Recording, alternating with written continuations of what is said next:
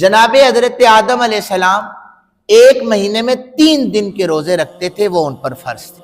جب چاند کی 13، 14 اور 15 تاریخ ہوتی ہے، جناب آدم علیہ السلام ان 3 دن کے روزے رکھا کرتے تھے۔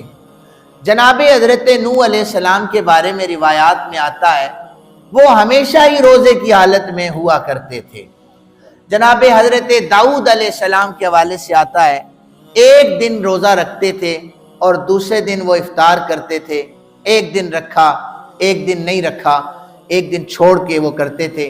بخاری شریف کی حدیث مبارکہ ہے، نبی رحمت صلی اللہ علیہ وآلہ وسلم نے فرمایا روزوں میں بہترین طریقہ جناب حضرت داؤد علیہ السلام کا طریقہ تھا، جو ایک دن رکھتے تھے ایک دن افطار کرتے تھے۔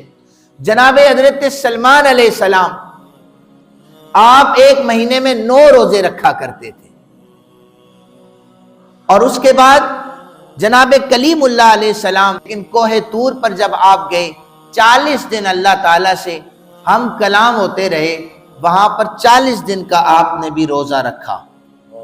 اب قرآن حکیم نے سید عالم صلی اللہ علیہ وسلم کی قلب اطہر پر جب نزول ہوا، اللہ تعالیٰ نے فرمایا ایمان والو تم سے پہلے بھی روزے فرض تھے جیسے کیے گئے، تم پر بھی فرض کیے جا رہے ہیں، مقصد کیا ہے؟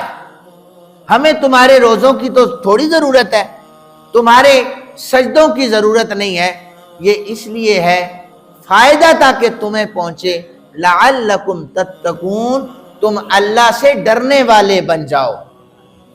متقی کا معنی کیا ہے؟ اللہ سے ڈرنے والا۔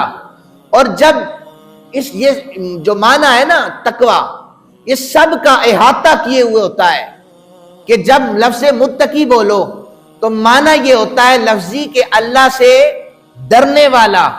جو اللہ سے ڈرتا ہے وہ عبادات بھی کرتا ہے، وہ زکوٰۃ بھی دیتا ہے، وہ صدقہ و خیرات بھی کرتا ہے، یعنی اللہ کے احکامات پر وہ عمل پیرا ہوتا ہے، اسے متقی کہا جاتا ہے۔